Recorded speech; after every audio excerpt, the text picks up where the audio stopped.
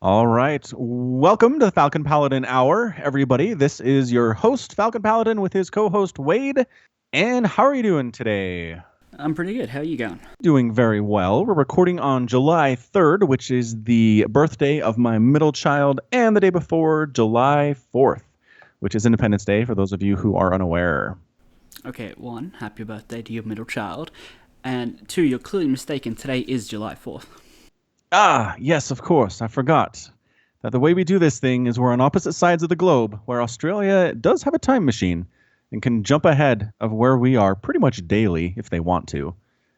And as a result, where Wade is, it is already American Independence Day, and it must be so amazing. Tell me, how is the 2017 version of America's Independence Day from Britain, Wade? From Britain? Oh, you heard me. From Britain? I have no idea. I'm not in Britain. No, I know, but it's our Independence Day from Britain. Oh, independence from Britain. Okay, that makes sense. I thought you meant how's the celebration from Britain.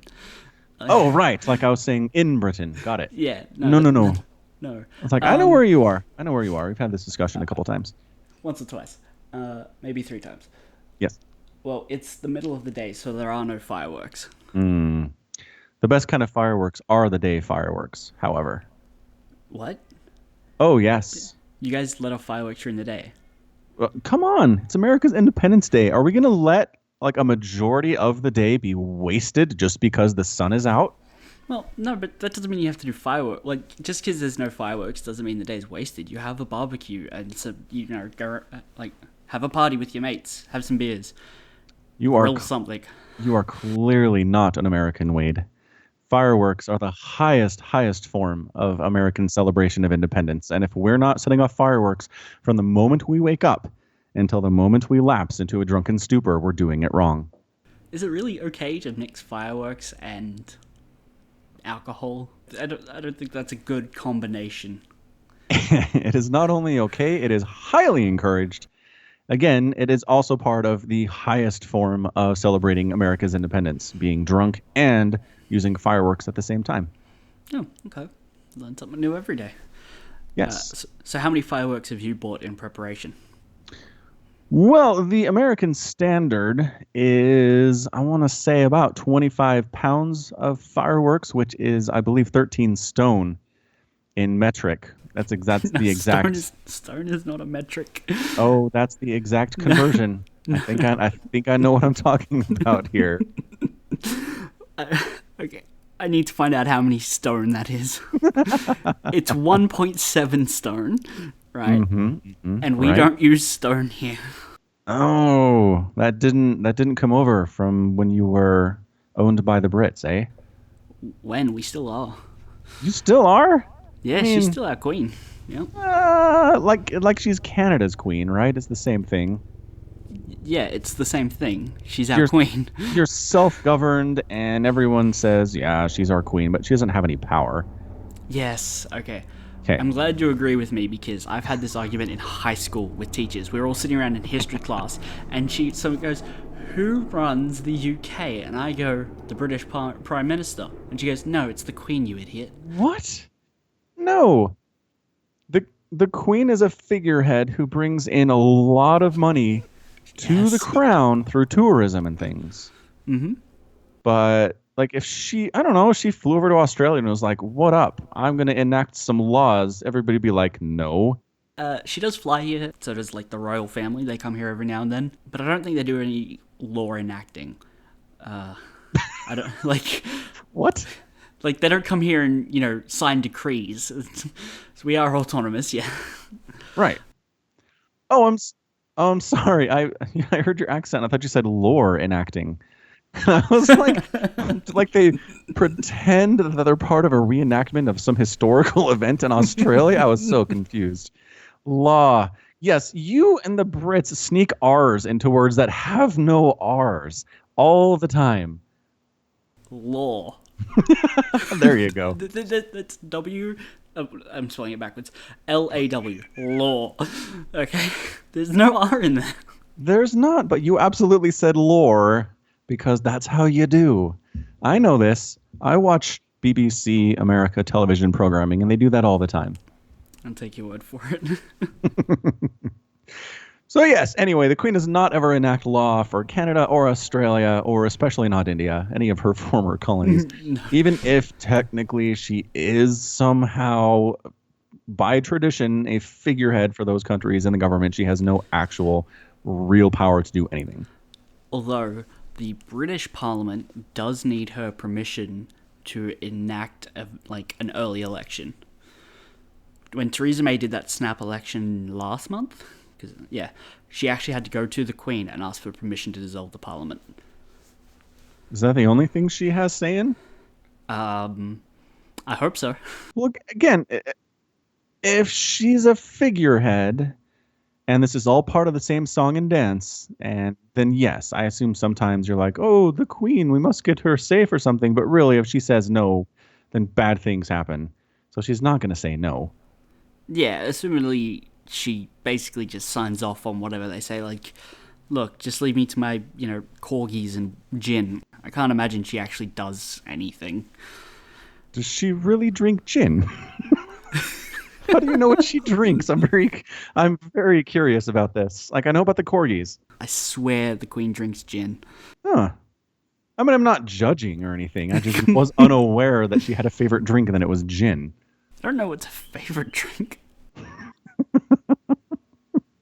Google has an auto result from Wikipedia saying that queens have enjoyed a good gin and tonic. Huh. Well, you learn something new every day about the Queen, even sometimes.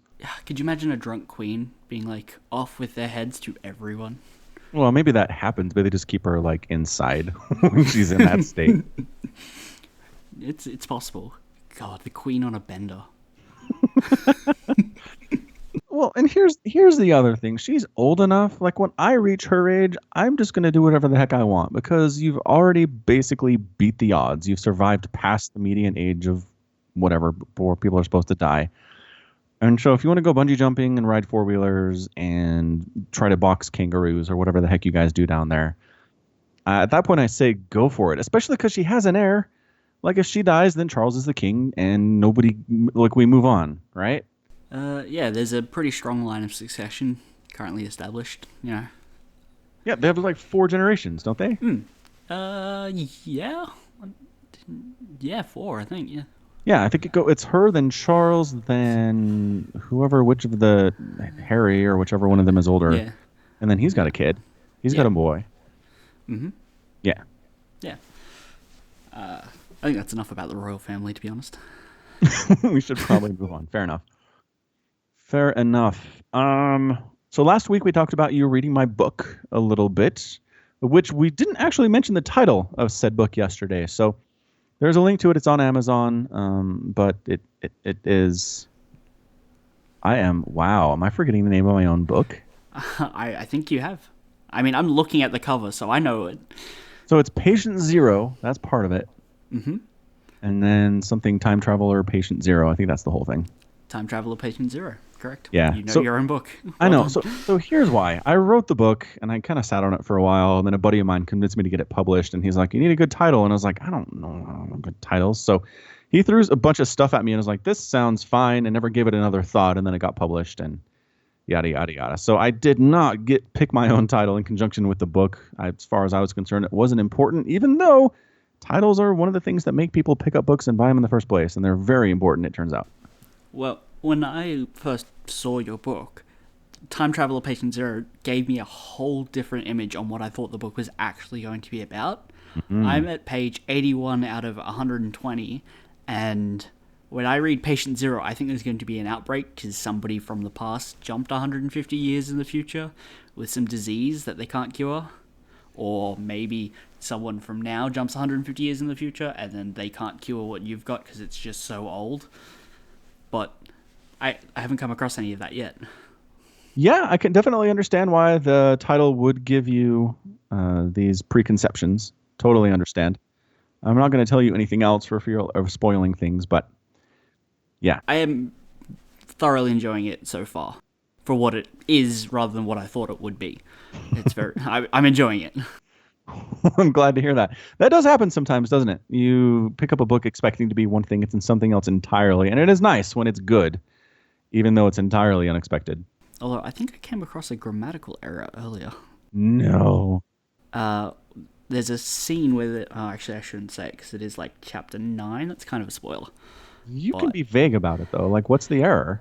basically, there's a bit where Stanley is. It's like really early in the morning, and someone questions him about the events of yesterday, and his internal monologue says, "Oh, yeah, I guess it's up to midnight. That would be tomorrow." Right? Even though it should be yesterday. I guess it's a wrong word, not necessarily grammatical error. I got you. Yeah, yeah. I know what you're talking about. Yeah, let me take a look at that. We can change things. That's a nice thing about the digital publish is that you can just change things on the fly. You don't actually have to do a new printing, which sounds like a giant pain. Yeah, I imagine so. Yeah. All right, cool. So anyway, there's a link in the description. Wade is enjoying it. I really enjoyed writing it. One of the things that Wade mentioned previously when we were talking about this is that the main character in the book is very logically methodical about how he approaches some of the things happening in his life in the book. And so if that's something you like, if you like characters who think about stuff before they do them, before they take action, then this book might be something for you. Yes, the main character is very goal-orientated in that when he comes across a problem, his goal immediately to have it resolved to the best of his ability at the time is very prominent character feature of him. He gets faced with a challenge and then another challenge, and he just kind of deals with them one after the other very effectively, if not, how would I phrase that? Because he does his best to deal with them, but ultimately, like, people just think he's crazy. Even though he's dealt with the problems effectively and he's done the right thing by involving the police, setting up an investigation, he's still just kind of at square one. Sure, the water's gone from his basement, but he's no step closer to finding Zach. Truth. Yeah, so as I was saying previously, again, we talked about this before the pod, which again, we probably should have saved it, but we can say it again, is that when I watch TV shows or read books with characters who are faced with problems and just kind of run head first into them without stopping to kind of take stock of what's going on and make logical choices, it bothers me a lot. And I'm just like, look, I know maybe there aren't any good choices here, and I know maybe you're kind of screwed either way, but if you would just kind of stop and think about it for a minute, maybe we could make some slightly different choices. And when they don't, it hurts. It hurts very much. So when I was writing this book, I really wanted to have a character who honestly tried to sit back and take stock of situations without just being terrified or too excited or relying on emotion to to decide what happens next. I do think he kind of does overreact though. Like he often will stop and think what's the best course of action, but that doesn't stop him from overreacting when he's immediately wakes up and the first thing he thinks of is, does my phone GPS been hacked? I should get a new phone. But I haven't come across it. Maybe he does, but he doesn't think that about his car. Like, he thinks maybe it's got been bugged, but he does say it has a GPS system, right? Which far he hasn't mentioned that being hacked. Yeah, you're right. And that's the thing. I wanted to make a character who was logical but wasn't perfect, because I think perfect characters have their own problems. So I don't know. You'll just have to wait and see how things go and how things resolve in this story. And I'm glad you're enjoying it. Do you have, because it's a digital, I assume you have access to statistics on like sales numbers and review scores and stuff? I do. The review scores are just on Amazon. I think I maybe have 7 reviews right now. Amazon isn't huge in Australia. Amazon Prime literally came out like 2 weeks ago here. Wow. Yeah. I've never been able to find anything bought on Amazon that actually ships to us. I bought Amazon Prime because it came with Twitch functionality stuff. Like, I got a free sub, which I gave to the Nidus, so... Oh, nice. Yeah, that's good news. When you say, oh, the reviews are just on Amazon, I've been to Amazon maybe 4 times in my life. It's not a thing here. So where did you get my book? Google Play. Oh, that's right. You got it on Google Play. Are there any reviews out there? I should have a look, because it is a shame I did not look. I'm going to look at Amazon real quick, as long as I've got it. Time Traveler, Patient Zero. There are currently 5 reviews. They're all 5 out of 5 stars, which is a little suspicious, honestly. From an unbiased perspective, if I come to a product and everything is 5 stars, I'm going to be like, no, I don't think so. Maybe something's gone astray here. Cash for comments or something. I can tell you I've not paid a soul to review my book. Not happened. You didn't send out press copies of the book before release and grease the wheels, yeah? Yeah, nope, did not do that. Well, there is no reviews here on Google. On Play. Well, maybe yours can be the first one. It is. It's there now. Which does actually... I'm using a stylus on my tablet. I'm not looking through my computer because my keyboard is monstrously loud. And the stylus is, let's just say, a little inaccurate. So I went to go and give you 4 stars because you said, I don't trust reviews that are all 5 stars, and now you have all 5-star reviews on Google Play for your book. Excellent. I'll take it. It's suspicious, but I'll take it. I think I need to disclose Falcon Palette has not paid me for this review, nor did I receive a free copy of the book. Very true, and it's probably a good thing to disclose. Thank you. Although I can gift a copy right here, if I want, which is good. It is good. All right, enough about my book. Let's move on. I have a Half-Life story. Oh, yes? I think I have one of these a week for some reason. All right, so my Half-Life story is that, again, I, to my great embarrassment, never played Half-Life 2 episodes 1 or 2 because I didn't realize what they were exactly, never got around to getting them, and then I did with the latest Steam sale for the summer sale and have been trying to rectify that problem. So I finished Half-Life 2 episode 1. Yesterday, actually, is when it was. And so, okay, if you've played Half-Life 2, you know about Alex. Alex is the daughter of one of the scientists from Half-Life 1. She's very cool. She's very good with a gun. Yeah, she helps you with a lot of the missions and stuff. And she kind of sees you as this big hero because you are, the hero of Half-Life 1 and the events that her dad's been telling her about. So she is a great help in Half-Life 2 Episode 1. And then we come around to the big final boss, wherein you have to take down a giant robot walking monster with laser beams and rocket launchers, and it's really hard, and I died 37 times before I could beat it. And moments before this happens, Alex disappears. I don't know where she went. She runs off and hides somewhere, I guess. And then as soon as I complete the mission after dying 37 times, she's back instantly and goes, "Way to go. I'm so proud of you. You did such a great job taking that thing down." And I was like, oh, okay, look. So she's like standing next to you. The giant monster thing that you fight appears, the boss. And then she vanishes, and then you kill it, and she reappears like magic. So in fairness, I was really focusing on the rockets coming at my head. Okay. So I don't know if she literally disappears or if there is actually animation where she goes off somewhere else for a while. It's Valve. I assume they were smart enough and had enough attention to detail to make sure that she didn't just vanish. But that's sure what it felt like when I was trying to stay alive. And then I think in fairness, she does come out of a door. So you make it to the place where you can actually get shots off on this thing after running through an inferno, basically. You're on a high spot. And then once the thing dies, this door opens to your right and she comes out of it so stoked. I'm just like, look, if you were afraid, it's fine. You can admit you were afraid. But don't bail on me and then be like, way to go. That was great. And have no explanation as to where you were for the last 35 minutes. Yeah. Wait, it took you 35 minutes to kill the boss? If you count all the times that I died, yeah. Oh, yeah, okay. Yeah. Up until this point, she's been like a traveling companion with you. She's been by your side as you navigate the world. She's been by my side. She's been opening doors for me. She's been hacking terminals. She's been providing important story exposition. She's been shooting dudes. She's been so useful. And then at the very end, when I need her the most, she gone. I feel personally betrayed. You should take her off the Christmas card list.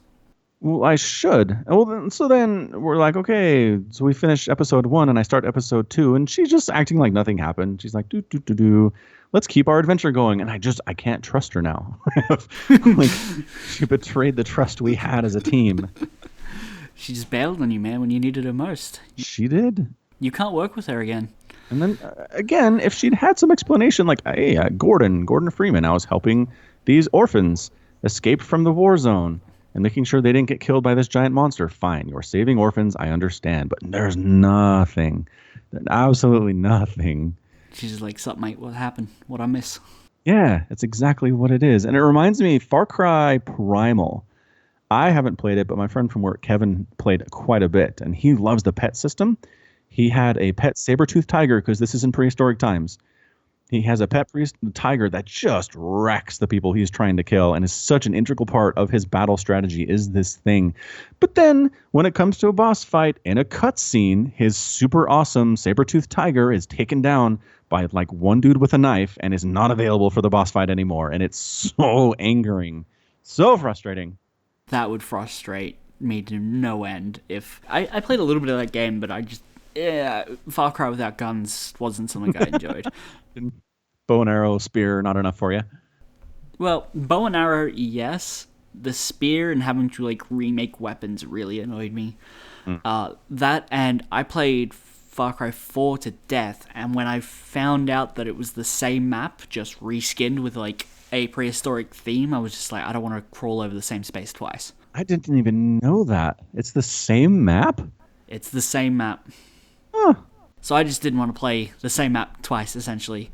Even though the animals were really awesome, and having like a saber-toothed tiger run up and just maul people on command is one of the greatest things you can ever do. I stopped playing after a while. But if it was just like, I'm your best friend, man and his animal, his hound, and then it's just like, no, I'm not going to help you on this one. I'm going to take one knife and, I'm out for the count. Not cool. Not cool. Not cool. So, video game designers, if you're listening to this, because I know that you are, don't give us nice toys. Don't give us, even this happens with weapons sometimes. Don't give us nice weapons we can play with the whole game. And then for the final boss fight, you decide we need to go back to using a single knife. That's just not great. Just let us use the things that we've fallen in love with. A reason we're playing your game on the final boss. I don't understand why you feel like you need to remove them from us. It's just to artificially inflate the difficulty of the boss fight that you have. Yeah, no, that's not fun. And I think it's pretty bad design if, the difficulty should match the amount of weapons and the power that they've got that you have, and then it's a sudden drop off where you're like, okay, I have a knife and a pistol with 9 rounds. That's boring. Yes. If I want a challenge of having a knife and a pistol with 9 rounds, I would go back to level 1 and just turn it on hard. Right. Just play that again, which nobody likes playing level 1. You play level 1 to get to level 2, and from there on. Yeah. So anyway, so that's Half-Life. I am nursing a grudge against Alex. Maybe by the end of episode 2 I'll feel better about things, but it's not looking good. Fair enough. I did pick up the Half-Life anthology on the Steam sale. Oh, good. So I will probably play those at some point. I did hear something about a mod called Black Mesa that improves visuals for everything, apparently. Yeah, so Half-Life was made in 1997, and it suffers from 1997 graphics-itis. It is not pretty. It visually is not pretty. But, oh my gosh, the gameplay is good enough where I played it, again, for the first time in 2008 and had a fantastic time. But yes, the Black Mesa is basically it's just Half-Life made on the Source 2 engine instead of the original Source, which is what Half-Life's on. And so it's the same thing. I think they might have changed up some of the jumping puzzles that people hated so much, and they've made those a little bit less finicky. But Black Mesa, I've been meaning to get that and just see exactly what it's like. But I don't know. I kind of feel like my experience with Half-Life was pretty complete as it is. And you know how your memory upgrades graphics in games that you played? Oh, yeah. Yeah. So when I think about Half-Life, I don't remember it as being particularly bad, even though it probably was. And I don't know. I think I'm okay with staying in that state in my mind. Okay. Yeah, I remember playing Crash Bandicoot 3 on the PlayStation 1 with my brother when we were kids. And with the Crash Bandicoot Insane trilogy coming out, I saw a video that was all cutscenes comparisons, like they had them side by side or something. Yeah.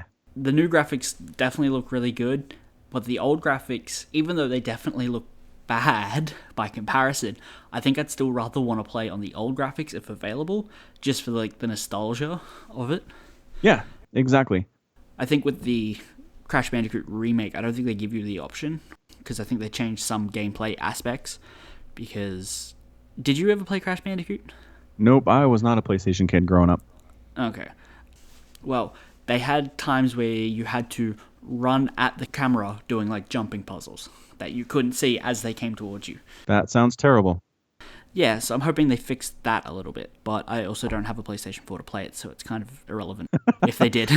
Maybe one day. I'm Yeah. thinking about getting one because of your recommendations for The Last of Us, plus Crash Bandicoot, and Ratchet and Clank.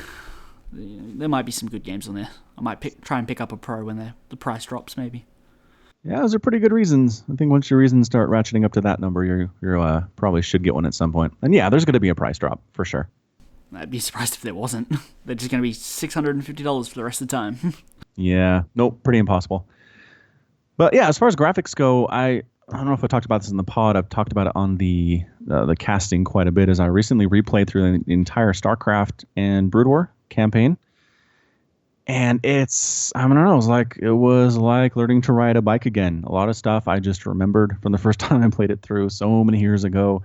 And the graphics, they kind of hold up. I mean, if you look at them closely and really try to analyze what's going on here, you're like, okay, they have some serious limitations on the number of pixels they can use here. Understandable. Again, it's 1997. It's an RTS. It's a big RTS for that time, and there's a lot of limitations just for graphics cards and things. But I don't know. I pre-ordered Brood War Remastered. Did grab the pre-order on that, even though I generally don't pre-order games. But it's StarCraft, and what do you do? It's what I cast. And I'm looking forward to playing it, but I'm not sure if I'm going to get a lot of enjoyment out of the graphics remastered aspect of things. But we'll see. I also picked it up because, I mean, in Australian currency, it's $21.95. So I wasn't too bothered with pre-ordering it, especially since it's expected to come out in a month and not like a year and a half. Yes. And I've never played the original StarCraft at all. Like, I played it once when my brother came over when it became free, and I was able to download it and show him what it was like. But I had, obvious as a StarCraft 2 player coming back to StarCraft Original and Brood War, things were different in ways I didn't expect, and I actually had trouble looking at the map in some places. I couldn't work out why mineral patches were where they were, and stuff like that was very foreign to me. So I can't wait to play the remastered version, hoping I can look at it a little easier and get through the campaign and learn. Yeah, it's a good time. I mean, one of the things, I'm not sure if they plan on changing this, but the ability to only select 12 units at a time, which it was a mind-blowing upgrade, because previous to that it was Warcraft 2 where you could select 9 units at a time. And so to get 12 was like, hey, 3 extra, I'll take it.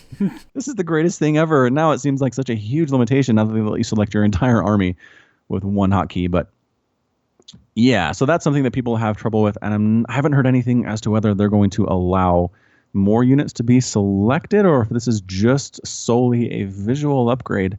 The only thing I've seen that they're changing is allowing you to rebind hotkeys, but stuff like only grabbing 12 units at a time is still in the game, is what I've heard. Okay, that makes sense. I mean, it's part of what makes Brood War, I think, and part of the high skill ceiling. It's a super high skill ceiling. I feel like the best players on Earth in Brood War, for as long as it was around, it still hadn't mastered the game on any level. And again, we talked about this, right? Hard to master is what makes people come back to try to get better and better and better at it. Mm-hmm. But a lot of the reason that Brood War is so difficult has a lot to do with those limitations of the technology. Yep. I would absolutely say so. Mm. Huh. Do you reckon they're going to do a StarCraft 3? I mean, if they do, it's going to be another decade, right? I'd imagine so, yeah. Especially with them still pumping out content for StarCraft 2. Yeah. I can't imagine they'll be doing dual development just so they could be like, oh, here's some new co-op missions, the In Control announce pack, and then here's StarCraft 3 in 6 months. Yeah, which will make everybody abandon StarCraft 2. Yeah. Yeah, I don't know. I mean, if the pattern holds, they're going to make a Warcraft 4, which I would buy in a heartbeat. Warcraft 3 and Warcraft 2 are some of my favorite games of all time. If they made a Warcraft 4 RTS, that would be so awesome. I have also never played them. Yeah, they're good. That's all I can say about it. They're really good. But again, they're also continually pumping out content for World of Warcraft. So would they steal from that player base and release Warcraft 4? I don't know. I don't know what they would do. Yeah, I don't know. If I wanted a new game, pick off a wish list of games I want them to not Blizzard, just in general, like humanity to remake or just release would be to get Microsoft to release Age of Empires 1 digitally, because you cannot buy it. That's crazy. Yeah, and I grew up with Age of Empires 1 and things like, not Supreme Commander, Total Annihilation. I grew up playing, those were my two main RTSs that I got to play on the not exactly built for gaming PC that we had when I was growing up. I was definitely much more of a console person because, well, it was easy to maintain. So, yeah, but I did play a lot of Age of Empires and a lot of Total Annihilation. So I'd love to see those two games again. I would buy those again in a heartbeat. That's crazy. Microsoft is basically just saying, please don't give us your money. If they made Age of Empires 1 and 2 available digitally, they would get a ton of sales, I'm sure. Age of Empires 2 HD Edition is, and I play that with my friends every now and then when he wants to.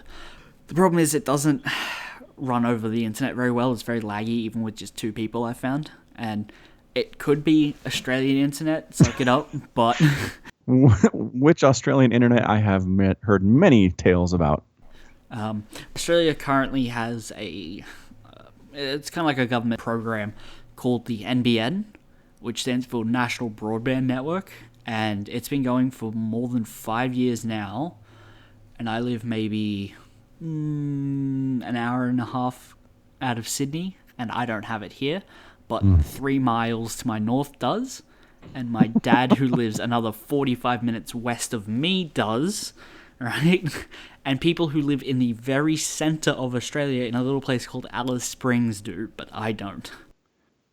So it's a rollout, but it's slow and confusing. Yeah. Slow and awful is the word I will use. That sounds nice. I mean, broadband anything is going to be exactly what you need. So maybe, I don't know, do they announce plans for when they're rolling out where, or is it just like whenever it happens, it happens? You can put in your address and it'll be like you're slated for whenever. And I was keeping tabs on my place and my friend's place, and his came out, I don't know, a couple months ago. And so at the time I put in mine and it's like, yeah, you're slated for November 2019. And he lives about 5 miles away from me. That's not great. That's a long time. Man, by that time, I think they might have like Elon Musk worldwide Wi-Fi through satellites, honestly. It's entirely possible, yeah. He's talked about doing it, and when he talks about stuff, he gets it started real fast. Did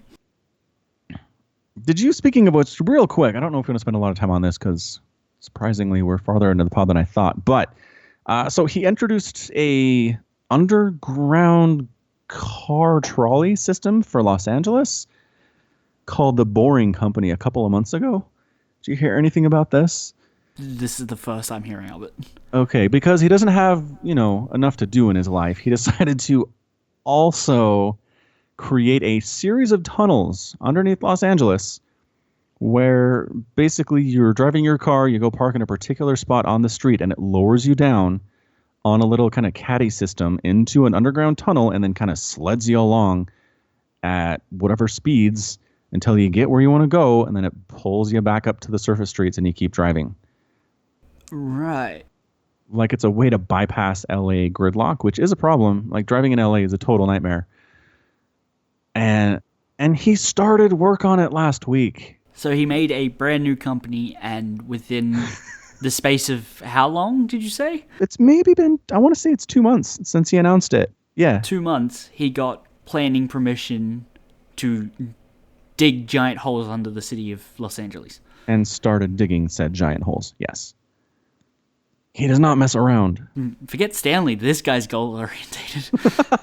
He really is, like almost to an unhealthy extent. I could not believe he'd started another company with another massive vision again.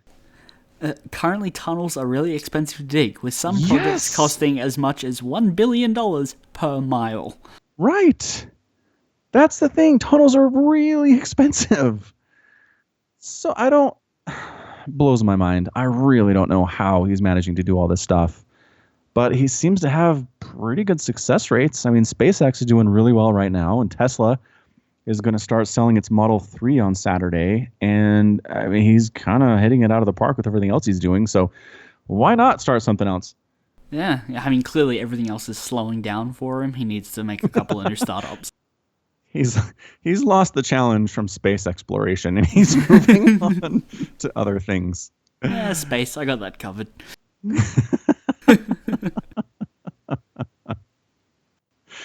All right, so that's enough about that. Do you want to talk about video games? Yeah, I can talk some video games. Okay, so I want to talk about Sniper Elite first. Let's do that. So for those of you unfamiliar, Sniper Elite is a video game published by Rebellion Developments, who I don't think I've ever heard of before. But basically, it's Ubisoft. Yes, it came out in Sniper Elite 4, right? January of this year, I want to say is when it was. That sounds right. Yeah. Let's not fact check that. No, let's not fact check that. So my introduction to this game was GIFs on Reddit, where it shows a sniper taking a shot. It does the bullet time thing where it follows the bullet in slow motion.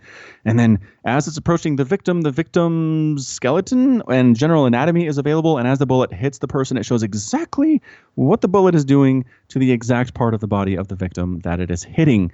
And it makes some really impressive, kind of gory visuals. From time to time, especially if someone gets shot in the testicle, which is a favorite of many of the people on Reddit to do. But I thought to myself, it's a pretty game, and I guess you just snipe stuff and never really had another thought about it. But then Wade contacted me and said, we should talk about a couple games. We should plan this out instead of just doing it on the fly. And I said, that's a great idea. And we kind of settled on the Sniper Elite. And another one that will come up later, and I watched a lot of Let's Plays of the game, which is a good way to get your feel of what it's like. And I think I'm in love, Wade. Oh, in love. That's a strong word. In love. So one of my favorite series is Assassin's Creed. I like sneaking around. I like scaling buildings. I like stabbing people in the leg and pulling them off ledges as I hang below them.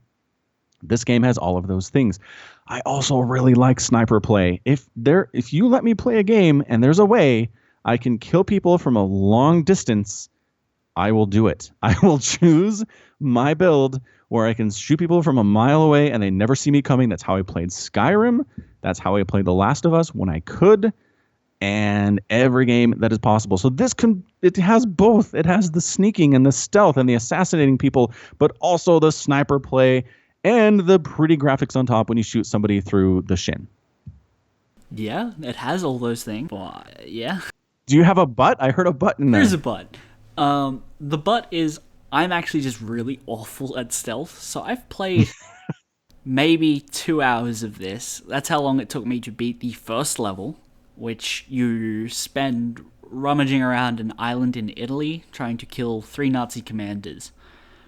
Of which I managed to kind of go through maybe half the island sneaking around with my silenced pistol, and I'd wait for them to walk around the corner with it already pre-aimed at their face. They'd be surprised and they'd just pop and spray of blood. It was fantastic.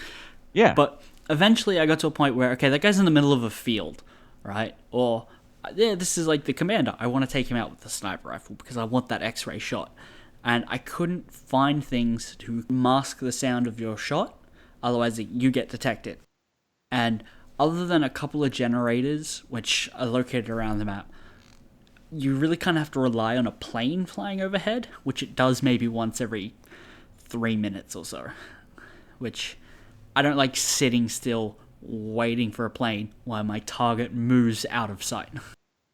I can understand that. That sounds very frustrating. Yes. Was this the tutorial, or was this after here's how you play the game? Well, there's a tutorial right off the bat, which is this is how you climb, and press this button to zoom in and hold your breath while you take your shot.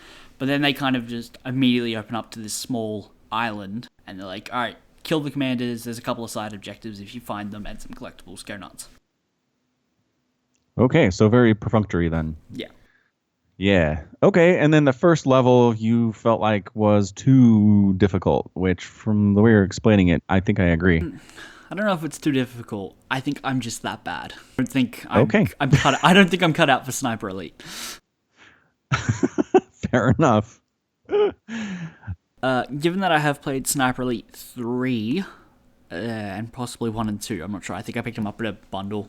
If you like the look of Sniper Elite 4, you'll probably like 1, 2, and 3 as well. Okay. Because I don't think they've done a heck of a lot different from the last time I played it. Like, it all feels the same, except it's shinier, and maybe enemies aren't quite as dumb.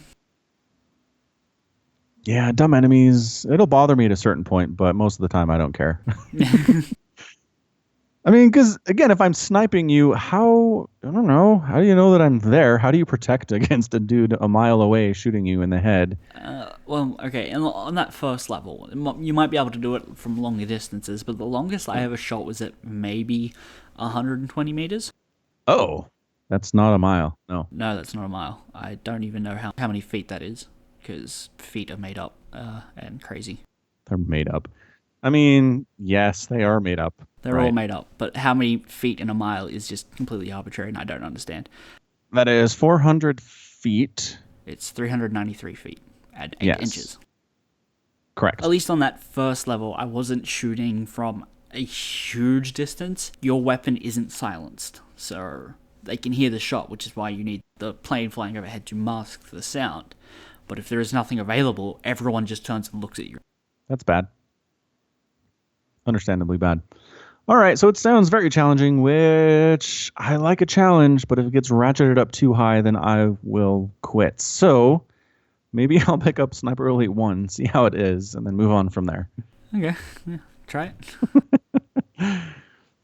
But yeah, it's Assassin's Creed and being able to snipe people. It looks fantastic. I had no idea there was this much gameplay.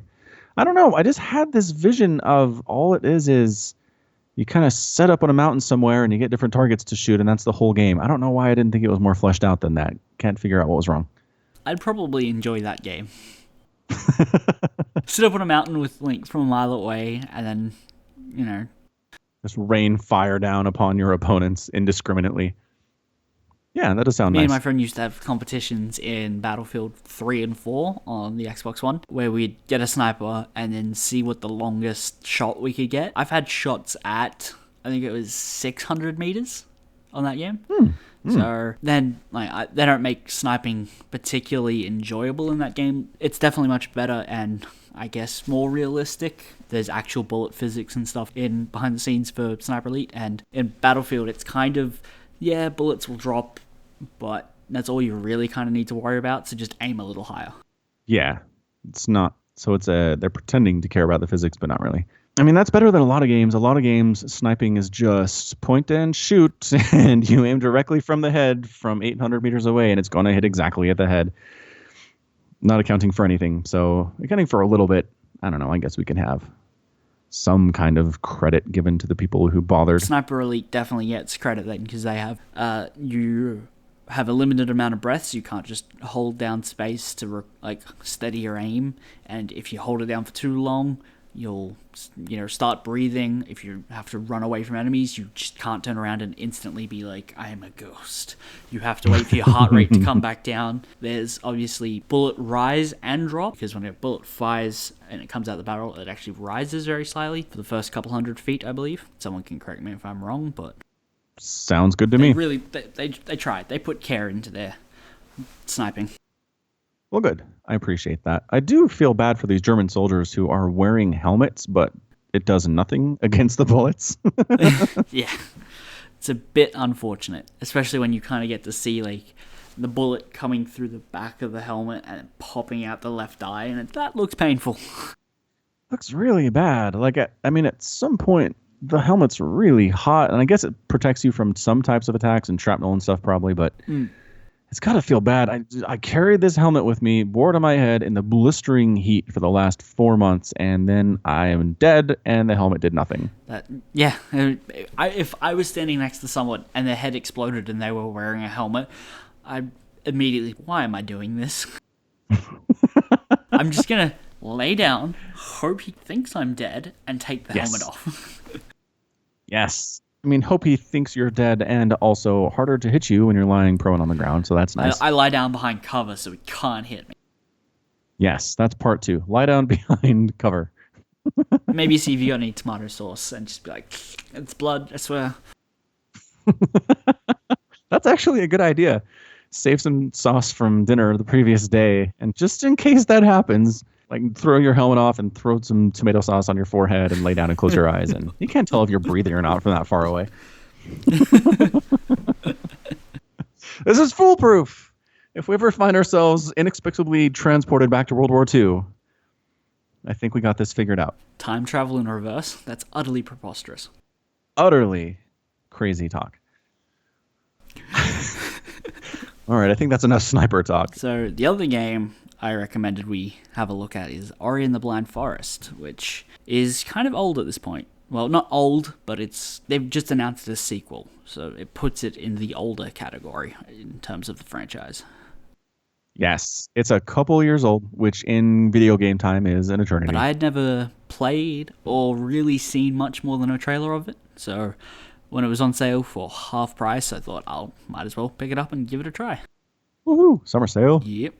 Yeah. So the first reaction to this game, which I think I've heard people express before when it first came out, is just it is gorgeous. It is so beautiful. For those of you who don't have access to watching a YouTube video of it right now, which I feel is probably most of you, it is a side scroller. And which you're like, oh, it's a side scroller, but it has depth of field and beauty and lighting and shading and different environments in ways that just rival any animation studio you can talk about today. Yeah, Disney Pixar should be hiring ex-devs that worked on this game for their movies, because it is gorgeous, and that is part of my problem with it, because it's so beautiful, I want to love it, and I just can't. Okay, what are our criticisms of Ori and the Blind Forest, Wade? Walk us through it. It's hard. This is sounding very reminiscent of your criticisms about Sniper Elite, Wade. Yes, okay. The combat is very simple. It's essentially mash left mouse button and you fire like little balls of flame that when you get in range of an enemy, it'll just track, but you can't manually aim from a distance. So you have to get close to an enemy and then you'll lock on and you can start attacking. Okay. So I found combat to be, even on easy, to not be actually any easier than I found it on normal, because I would get in close and then I have to mash the A button because it locks onto the enemy. I can't kill it any faster than my weapon can fire, essentially. Right. I can't find a way to kill these guys any quicker than what I currently have, or more effective, but I have to get through them to get more effective weapons, which is slowing me down. And I'm having some issues with the wall climbing, which is essentially push a direction and then mash spacebar, or timely press spacebar, to try and hang onto this wall and then point in the other direction and jump over to the other side. I'm apparently completely incapable of doing this correctly. I played for 40, well, maybe 35 minutes when I got to the first real platforming section, but I would jump onto a wall and then start sliding down, and my character would only jump a few inches up, not like the full jump that I wanted it to do. Yeah. So I felt like I couldn't control my character properly, and I played for 35 minutes, which is mostly like tutorial and exposition for the story. When I came across the first one, I was there until I'd played for an hour and 20 minutes, and I died 120 times before I could get past the first real challenging jumping puzzle. 120 times is a lot of times. Yes. Fortunately, they do give you a save system, so I was able to save right at the start of that puzzle. So I died, respawned fairly quickly, and I could just run at it. So that is nice. They didn't make you replay large portions of the game to get back there, but 37 times. The save system, however, is manually. You have to trigger it to where you want it to be, and it goes off an energy kind of system, so you need to have the resources to put a save point. If you don't have the resources, or you die and you've forgotten to save, it will take you back before cutscenes, and you do have to watch them again every time. I've had that happen to me a couple of times where I'm halfway through a jumping puzzle, and I've put a saving point in the middle of the puzzle, but I can't continue, and I can't go back because I'd have to backtrack through the jump puzzle. I'm pinned between two jumping puzzles, and I can't beat either of them. Rock in a hard place. Yeah. Yeah. Rock in a beautiful place. Right. A beautiful, hard place. Music's good too. I assume you just watch Let's Plays, yeah? Uh-huh. Yep. Yeah, did they include the music? Because sometimes that stuff gets Yeah. copywritten and they don't upload it with it. They just kind of put it on mute or talk over it. No. The one that I caught did have it. So. Okay. I'm really enjoying the music. So that's nice. So it's a beautiful place, and it sounds lovely, but it is kicking your butt. Yeah. Yeah. At first I thought it was maybe just a problem with mouse and keyboard, so I switched to a Xbox controller. I shouldn't have done that because I just now had something I could throw. Something to abuse. Yeah, which I didn't throw, but it did very quickly make me just put it down. And when I got home from work today, before I quickly tried to dedicate, an hour to beating Sniper Elite's first level, I tried to progress a little bit further in that. And I got further, but I did at one point have to look up a walkthrough. I had to push a rock and then jump up onto the rock while there's, obstacles I have to avoid, and then use that rock to jump to a wall and then climb up the wall. I was on the rock and it's on a ledge that you have to push onto some spiky thorns. And so I get to the other side, I push it in there, and I jump up, and I just can't reach it. I just can't do it. I go over and watch a walkthrough, and you have to push it onto the spiky thorns, and then pull it back, and it'll kind of hiccup when it gets back up there, and it'll stand upright. Wow. Yeah, because it's a rectangle rock. Yeah, how are you supposed to figure that out without a walkthrough? So it's different. There's mechanics that aren't familiar. It's a little challenging with timing and certain things, enough to the point that you want to throw your controller. Well, that's too bad. I might have to give it a try. I have to give my opinion. Pick it up, and if you don't like it within 2 hours, you can always get a refund. Oh, that's true. Mm-hmm. That's very true. I forgot about that policy. I haven't taken advantage of it yet. I guess that's why. Yeah, so I'm looking here. It is $10 US on the Steam sale. So I could probably do that.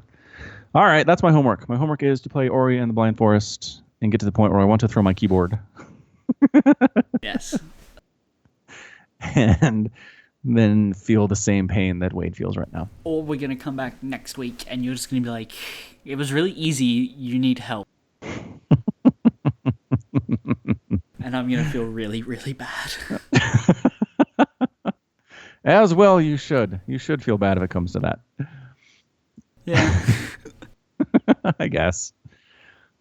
I suppose. Oh, I know people are probably wondering by now, we are nearly at the end, but have I managed to come across a copy of Memento yet?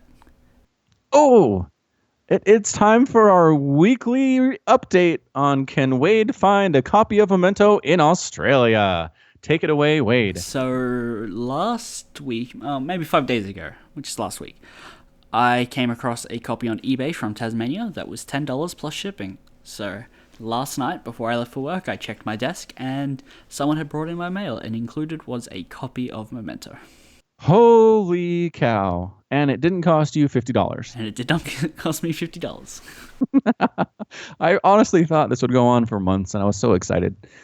Excited to see me struggle to find a DVD. I mean, conflict is what keeps people coming back, right? Yeah, I suppose. Yeah. If everything goes peachy for your main character, it's not a good show. So, I don't know. All right, well, we'll have to find another challenge for you then. So what you're saying is you have it, but you haven't watched it yet. I have not watched it yet.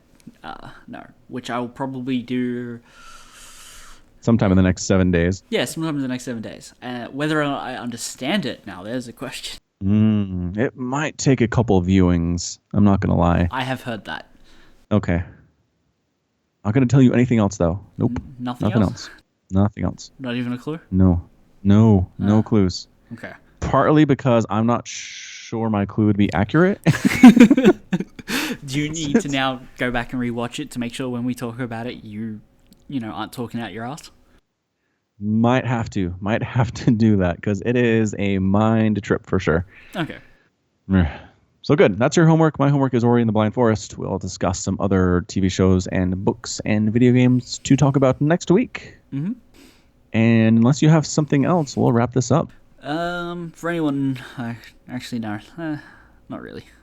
That's not that's relevant. I was just going to talk about the subscriber numbers, Oh, because actually, this is something I can mention. If I look at the numbers for daily subscribers, like on a daily basis, there was a day last week, Thursday or Wednesday for you. I assume it was just an issue with how it counts them, but we did for about a day have 0 people subscribing wow. after it had been at 153 peak. Yeah, so 0 people is a little weird, Yeah. but not so insane I wouldn't believe it. I mean, you couldn't have a downtime right now. Well, yeah. I mean, it was 0, and then the day after that, it jumped back up to 130. So Okay, it was just a bit strange. nice. Yeah. Well, we'll keep an eye on that. You're right. Maybe the reporting just glitched out a little bit. Maybe. But yeah, thanks to everybody who has subscribed. We are in the process of trying to get some intro music, which I know is an important part of the podcast experience, is hearing familiar music at the start and possibly at the end. So we might have some for next week. No promises, but I think it should be pretty easy to accommodate. And yeah, tell your friends if you like talking about hearing people talk about science and video games and books and whatnot. And If you like hearing two dudes waffle on about stuff. especially uneducated takes on British forms of government. Yes, definitely. I think that'll get people to come back for sure. What else will? Very popular these days among the millennials. All right, so that's going to be it from us on that note. This has been the Falcon Paladin Hour with Falcon Paladin and Wade. Thank you so much for joining us. Hit that subscribe if you haven't already. We'll be here every week with our hot takes on topics like technology and books and movies and video games from time to time and Parliament. So that's going to be it from us. Thank you so much again. And as always, until next time, you take care of yourself.